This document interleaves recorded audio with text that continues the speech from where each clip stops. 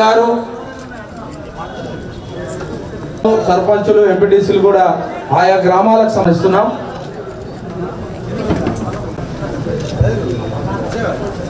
మంది వేరు వ్యాపారాలకు మీరు ఆన్లైన్ అప్లై చేసుకోవడం జరిగింది. మంత్రి గారి చేయని విధంగా అభివృద్ధి సంక్షేమ కార్యక్రమాలను ఈ రోజు 75 మందికి ఉంది. 2014 తర్వాత ఏ విధంగా ఉందనేది మనం ఆలోచన చేయాల్సిన అవసరం ఉంది. ఇటు ప్రతి ఒక్కటి కూడా అన్ని కార్యక్రమాలు గ్రామ పంచాయతీలు కానీ సూర్యాపేట అభివృద్ధి ప్రదాత ఉమ్మడి నల్లగొండ జిల్లాల ఆశాజ్యోతి గౌరవనీయులు పెద్దలు శ్రీ గుంటకల్ల జగదీశ్వర్ రెడ్డి గారిని ఈ కార్యక్రమాన్ని ఉద్దేశించి ప్రసంగించాల్సిందిగా విజ్ఞప్తి.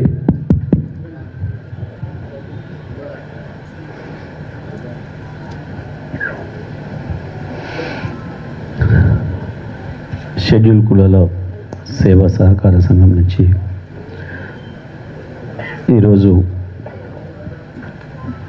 వివిధ వృత్తులు నిర్వహించుకునే వారికి ఆర్థిక సహాయం అందించే ఈ కార్యక్రమానికి అధ్యక్షత వహిస్తున్న జిల్లా షెడ్యూల్ కులాల సహకార సంస్థ అధికారి గారు శిరీష గారు, కార్యక్రమ అతిథులు పెద్దలు రాజ్యసభ సభ్యులు బడుగుల లింగయ్య యాదవ్ గారు, సూర్యాపేట జిల్లా ప్రజా పరిషత్ ఉపాధ్యక్షులు వెంకటనారాయణ గౌడ్ గారు, సూర్యాపేట మున్సిపల్ చైర్పర్సన్ సోదరి అన్నపూర్ణ గారు,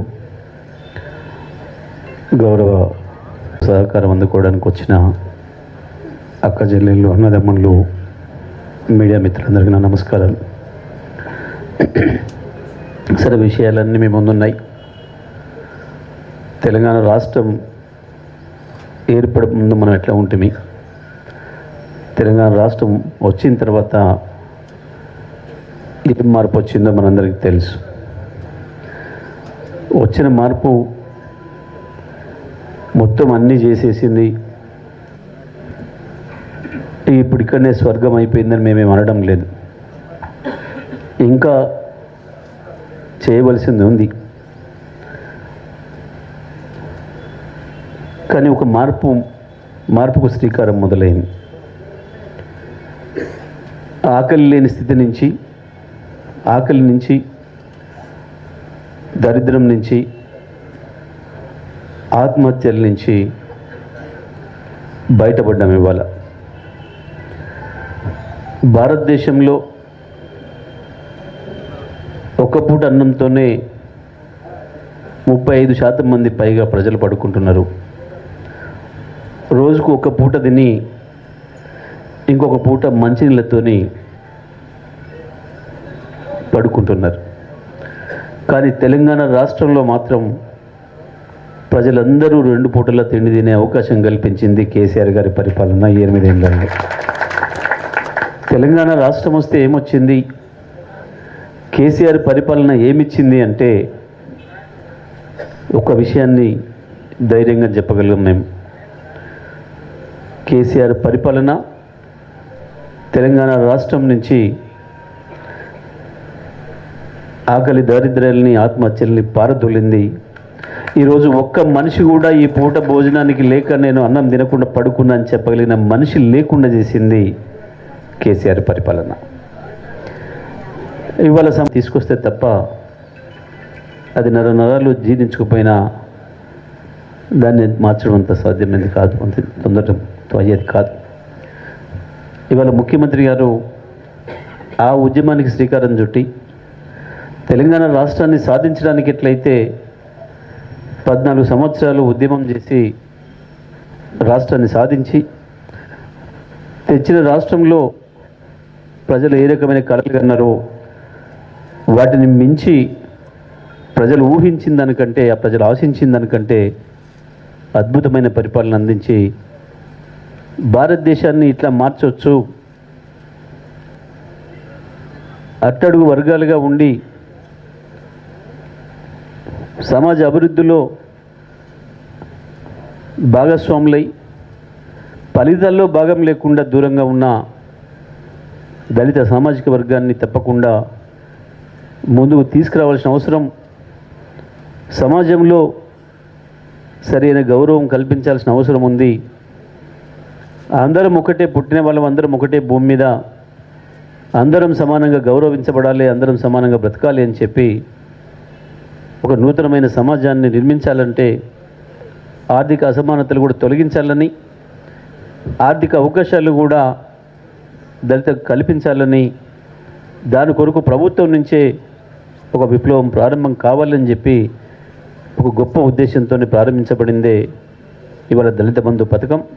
మరి దళిత బంధు పథకం ద్వారా దళితుల జీవితాల్లో వెలుగులు నింపాలి, వారికి అవకాశాలు ఇవ్వాలి. అవకాశం ఇస్తే ఎవరు కూడా చిన్నవాళ్ళు గారు ఆకాశంలోకైనా వెళ్ళగలుగుతారు. అది అనేక సందర్భాల్లో నిరూపించబడింది. ఇప్పటికే మన గురుకుల పాఠశాలల్లో అద్భుతమైన పద్ధతుల్లో మన దళిత బిడ్డలు ఎట్లా రాణిస్తున్నారో చూస్తున్నాం.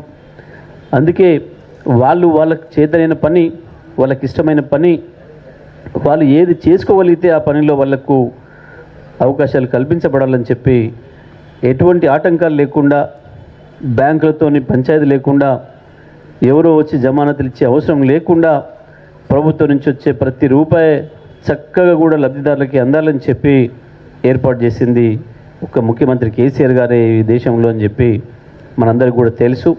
మరి ఈరోజు ఒక 77 మందికి మనం ఆర్థిక సహాయం అందజేస్తూ ఉన్నాం. దీంట్లో కొంతమంది ఒకటే ఊర్లో ఒకే రకమైన పెట్టుకున్నారు. వాస్తవానికి మరి అది సరిగా జరుగుద్దని అనుకోవడం లేదు. గుంజరూరులో ఒక్క ఊర్లోనే సైకిల్ రిపేర్ సెంటర్లు పెట్టారు 4. మరి వాస్తవానికి మనకు అందరికీ తెలుసు సైకిళ్ళు లేవు ఇప్పుడు. ఇప్పుడు పాపం ఈ జిల్లెపల్లి వీరయ్య, పల్లెటి నరసయ్య, రెడపంగు దుర్గాప్రసాద్, మూలుగూరి మహేష్ ఉన్నారా మీ నలుగురీడ? వీరయ్య, నరసయ్య, దుర్గాప్రసాద్, మహేష్. మరి తెలిసే పెట్టిన 5 మీ ఊళ్ళో సైకిళ్ళు ఉన్నాయి, ఆ చూసినాను.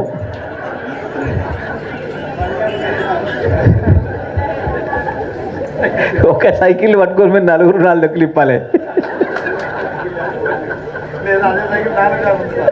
దాన్నే ఇప్పాలి, దాన్నే ఫిట్ చేయాలి.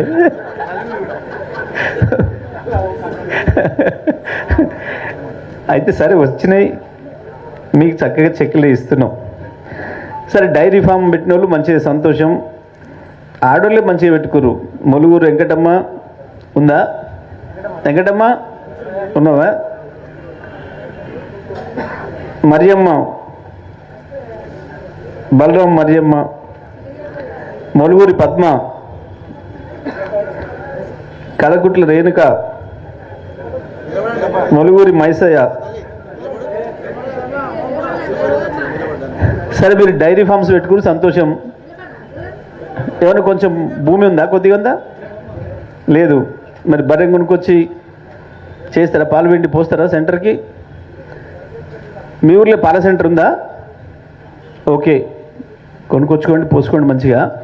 మరి మీరు కూడా మహేష్, నరసయ్య మీరు సైకిల్ షాపులు ఏం పెడతారు కానీ పెడితే మీరు కూడా డైరీ యూనిట్ అని పెట్టరి, లేకపోతే ఓ 10-20 గొర్రెలను కొనుక్కొచ్చుకోరి. అట్లాంటివి తెచ్చుకుంటే బాగా ఉపయోగం ఉంటుంది.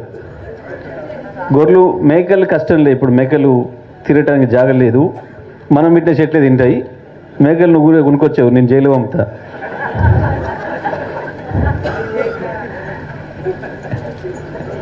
సో మనకు ఉపయోగపడే, మనకు చేతనైన పని, మనం చేయగలిగిన పని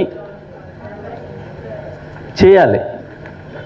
సైకిల్ షాపులు కావచ్చు, బ్యాంగిల్ స్టోర్సు. ఎవరెవరు పెట్టారు బ్యాంగిల్ స్టోర్సు? దేవరకొండ పెద్దరామయ్య ఉన్నావా? ఏడి దేవరకొండ పెద్దరామయ్య? గాజులు అమ్ముతావు? సల్మాన్, సంధ్య రాములు, రాధికా సుధాకర్, సుజాత సుధాకర్, నాగమ్మ లింగయ్య, అంజమ్మ చిన్నమారయ్య. ఈ గ్రైండర్ సెంటర్ పెట్టినావు చిన్నమారయ్య, గ్రైండర్ సెంటర్ పెట్టినావు. మీ ఊళ్ళో ఎన్ని గ్రైండర్లు ఉన్నాయి, ఎన్ని రోజులు రిపేర్ చేస్తావు? దేవరకొండ ఎల్లయ్య గ్రాములు గ్రైండర్ సెంటర్ పెట్టినావు. సరే సంతోషం, పైసలు అయితే మీకే ఇస్తున్నాం చెక్కులు, కానీ ఎట్లా వాడుకోవాలి, వచ్చిన పైసను ఎట్లా జాగ్రత్త చేయాలి, ఇది ఆలోచన ఉండాలి. మనం ఎట్లయితే పెళ్లి చేయంగానే ఇక ఎప్పుడు మనవాడు వస్తాడా మనవరాలు వస్తుందా అని ఎదురు చూస్తామో, పెళ్లి చేసి ఏమి ఎదురు చూస్తాం, పిల్లలు పుట్టాలని ఎదురు చూస్తాం. పైసలు మన చేతికి వస్తే కూడా ఆ పైసలు ఎట్లా పిల్లల్ని పుట్టిస్తాయని చూడాలి. ఆ పైసలు ఇంకొక 10 రూపాయలు ఎట్లా పుట్టిస్తాయి, ఇది ఆలోచన చేయాలి. కేసీఆర్ గారు కోరుకునేది ఇది. వాస్తవానికి ఆడోళ్ళ పేరు మీదనే ఎక్కువ వస్తున్నాయి. మీరు చూసారు, కేసీఆర్ గారు వచ్చిన కానించి మొగోళ్ళ పరపతి తగ్గింది, ఆడోళ్ళ పరపతి పెరిగింది బాగా. ఏది ఇచ్చినా ఆడోళ్ళ పేరు మీద ఇస్తున్నాడు. గవర్నమెంట్ నుంచి ఇచ్చే ఏది ఇచ్చినా ఆడోళ్ళ పేరు మీద ఇవ్వాలి అని. దేనికి ఇస్తుండ అనుకుంటున్నారు? మొగోళ్ళకి ఇస్తే ఇక్కడ పేటలో ఇస్తే ఇంటికి వచ్చేవరకు కథ మధ్యన ఈ దుకాణం ఆ దుకాణం. ఆడోళ్ళకి ఇస్తే జాగ్రత్తగా దాన్ని దాచిపెడతారు. మోటార్ సైకిల్ మీద పోయి యాక్సిడెంట్లు చేస్తాము పూర్వంలో. ఈ మధ్యన చూడలేక బాధపడుతున్నాం రోజు. అక్కర్లేదు, దానికి 1 రూపాయి సంపాదించలేదు దాని మీద.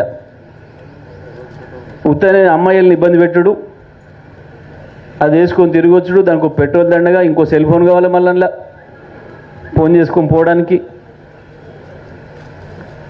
అంత లుక్సాన్ చేసుడు తప్ప, కుటుంబాన్ని నాశనం చేసుడు తప్ప ఉపయోగపడతలే. కాబట్టి మరి మీకు వచ్చిన డబ్బుల్ని చాలా జాగ్రత్త చేసుకొని మీ చేతిలో ఉన్న పని, మీరు చేయగలిగిన పని, దానికి నెలకు 5,000 10,000 దాని మీద సంపాదించే పని, ఆ పద్ధతులను చేసుకోండి. తప్పకుండా కేసీఆర్ గారు మనకి ఏదైతే అవకాశాలు కల్పిస్తున్నాడో మంచిగా వాటన్నింటినీ వాడుకోవాలి, ఉపయోగించుకోవాలి. మీ జీవితంలో వెలుగులు రావాలని చెప్పే ఆలోచనతోనే మరి ఇటువంటి అన్ని ప్రభుత్వం సహకారం చేస్తూ ఉంది. తప్పకుండా ప్రభుత్వ సహకారం తీసుకొని మీ జీవితాల్లో కొంతైనా వెలుగు నింపుకోవాలని చెప్పి కోరుకుంటూ మీకు అందరికీ శుభాకాంక్షలు తెలియజేస్తూ సెలవు. జై తెలంగాణ, జై భారత్.